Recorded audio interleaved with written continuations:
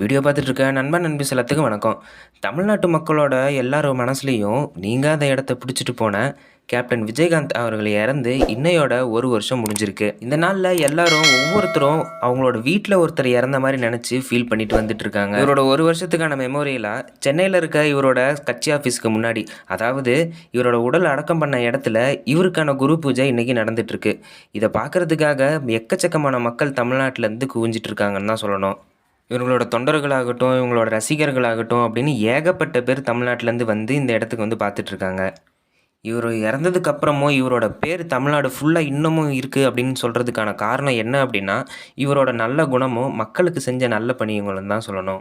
இப்படிப்பட்ட ஒரு மனுஷன் தமிழ்நாட்டில் இனிமேல் இருக்கவே முடியாது அப்படிங்கிற அளவுக்கு இவர் பேர் வாங்கிட்டு போயிருக்காரு.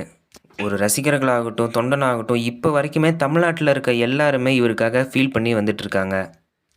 இப்போ நம்ம கேப்டன் விஜயகாந்தை பற்றி தெரிஞ்ச அப்புறம் நிறைய தெரியாத விஷயத்தை பற்றி நம்ம இப்போ பார்க்கலாம். விஜயகாந்தோட இயற்பெயர் என்ன அப்படின்னா விஜயராஜ். தமிழ் சினிமா இண்டஸ்ட்ரியில் ஒரு பெரிய கதாநாயகனாகவும் தேசிய முற்போக்கு திராவிட கழகம் அப்படிங்கிற கட்சியோட தலைவராகவும் இருந்திருக்காரு. இது நம்ம எல்லாத்துக்குமே தெரிஞ்ச விஷயந்தான். இவர் 25 ஆகஸ்ட் 1952 பிறந்து 28 டிசம்பர் 2023 இறந்தும் போயிருக்காரு. 2011 2016 வரைக்கும் சட்டமன்ற எதிர்க்கட்சி தலைவராகவும் இருந்திருக்காரு. இவர் கிட்டத்தட்ட 150 படத்துக்கு மேலே நடிச்சிருக்கிறாரு.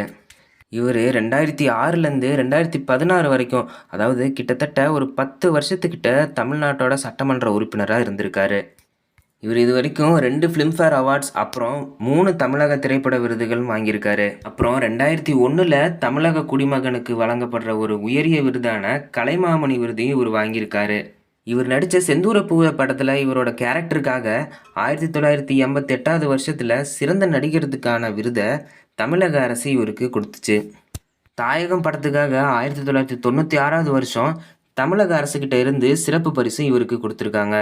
இவரை பற்றி முக்கியமாக ஒரு விஷயம் எல்லாரும் சொல்லணும் அப்படின்னா, இவர் ஷூட்டிங் ஸ்பாட்டில் எல்லாருக்கும் சமமான உணவு வழங்கணும் அப்படின்னு சொல்லி ஒரு கருத்தை முன் வச்சிருக்காரு. இது மூலிமா இவர் எல்லா பக்கமும் பரவலாக தெரியப்பட்டிருக்காரு. அதாவது ஷூட்டிங் ஸ்பாட்டில் தரமான உணவு, அதாவது சமமான உணவு எல்லாத்துக்குமே வழங்கப்படணும் அப்படின்னு இவர் வந்து கோரிக்கை வச்சுருக்காரு. அதுக்கப்புறம் இவரோட கருத்தின்படி தமிழ் சினிமா ஃபுல்லாகவே இவரோட கருத்தை ஃபாலோ பண்ணிட்டு வந்துட்டு இருக்காங்க. இவர் ஏழை மக்களுக்காக உணவு கொடுக்கறது, மழை காலத்தில் நிவாரணம் கொடுக்கறது அப்படின்னு சொல்லிட்டு ஏழை மக்களுக்கு ஏகப்பட்ட உதவி செஞ்சதுனால இவரை கருப்பு எம்ஜிஆர் அப்படின்னு சொல்லி இவருக்கு புகழாரம் சூட்டுறாங்க. இவரோட தலைமைக்கு கீழே நடிகர் சங்கத்தில் இருந்த எல்லா கடன் பிரச்சனையும் தீர்ந்துச்சு அப்படின்னு சொல்கிறாங்க. கம்மியான ஊதியத்தை வாங்கிட்டு இருந்தவங்க எல்லாத்துக்குமே இவர் ஓய்வூதியம் அப்படிங்கிற ஒரு திட்டத்தையும் கொண்டு வந்துட்டு இருந்தார். ஒவ்வொரு படத்துலையும் புரட்சிகரமான கதாபாத்திரத்தை எடுத்து நடித்ததுனாலேயே இவருக்கு புரட்சி கலைஞர் அப்படிங்கிற பட்டத்தை தானுக்கிட்ட இருந்து இவர் வாங்கினார். இவரோட சினிமா கெரியரில் இவர் அதிகமாக போலீஸ் கெட்டப் போட்டு நிறையா படத்தில் ஹீரோவாக பண்ணியிருக்காரு. ஆரம்பத்தில் இவரே சொன்ன மாதிரி சினிமாவில் இவர் காலடி வச்ச புதுசில் இருந்தே இவரை எல்லாருமே கொதுக்கியிருக்காங்க. ஆனால் இவரோட குணத்துக்காகவும் இவரோட சிறப்பான நடிப்புக்காகவுமே தமிழ்நாட்டு மக்களோட மனசில் நீங்காத இடத்த பிடிச்சாரு. விஜயகாந்த் அப்படின்னு பேரை கேட்டாலே நம்ம மக்களுக்கு எல்லாத்துக்குமே ஞாபகம் வர ஒரே விஷயம் அது என்ன அப்படின்னா, அவரோட நல்ல மனசும் ஏழை மக்களுக்கு அவர் செஞ்ச நலத்திட்டங்களும் அப்படிதான். இப்படி நிறைய விஷயங்களை இவர் செஞ்சதுனாலேயே தமிழ்நாட்டிலேருந்து ஒரு நீக்க முடியாத ஒரு பேராக இவர் இருக்கார். இவர் மேடையில் ஏறி பேசினாலே இவரோட பேச்சுக்காகவே அங்கே வந்து மக்கள் கூட்டம் பயங்கரமாக திரண்டு போகும் அப்படின்னு சொல்லுவாங்க. அப்படி பேசிகிட்டு இருந்த மனுஷன் கடந்த ஒரு 10 வருஷமாக சரியாக பேச முடியல அப்படிங்கிறதுனால தமிழ்நாட்டு மக்களே இவரை நினச்சி ரொம்பவே ஃபீல் பண்ணிட்டு வந்துட்டு இருந்தாங்க. எப்படி இருந்த மனுஷன் இப்படி ஆயிட்டாரே அப்படின்னு எல்லாருமே ஃபீல் பண்ணிட்டு வந்துட்டு இருந்தாங்க. அப்படி இருந்தும் இவரோட கட்சிக்காக இவர் ஓட்டு கேட்டு எல்லா இடத்துக்கும் போயிட்டு வந்துட்டு இருந்திருக்காரு. என்னதான் இவரால் முடியாத சுச்சுவேஷன்லேயும் இவருக்கு மேலே முடியாத இருக்கவங்க எல்லாத்துக்குமே இவர் உதவியும் செஞ்சுட்டு வந்துட்டு இருக்காரு அந்த நிலைமையிலையும்.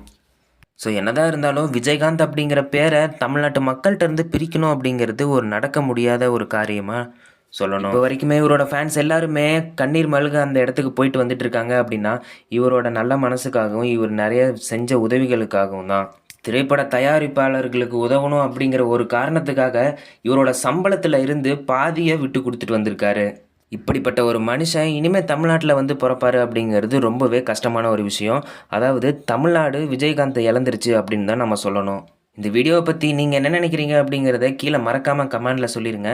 அதாவது விஜயகாந்த் ஃபேன்ஸ் இந்த வீடியோவை இது வரைக்கும் பார்த்துட்டு இருந்தீங்க அப்படின்னா மறக்காமல் இந்த வீடியோக்கு ஒரு லைக் போட்டு நம்ம சேனலை சப்ஸ்கிரைப் பண்ணிடுங்க. ஸோ கேப்டன் விஜயகாந்தை மிஸ் பண்ணுறவங்க எல்லாருமே கீழே கமெண்ட்டில் மிஸ் யூ கேப்டன் அப்படின்னு கமெண்ட் பண்ணிடுங்க. ஸோ நம்ம சேனலில் வரப்போகிற இந்த மாதிரி ரொம்பவே யூஸ்ஃபுல்லான கண்டென்ட்ஸை நீங்கள் தெரிஞ்சுக்கணும் அப்படின்னா நம்ம சேனலில் வர வீடியோஸ்க்கு உடனே லைக் பண்ணிட்டு நம்ம சேனலை சப்ஸ்கிரைப் பண்ணி மறக்காமல் பக்கத்தில் இருக்க பெல் ஐக்கானையும் கிளிக் பண்ணிடுங்க.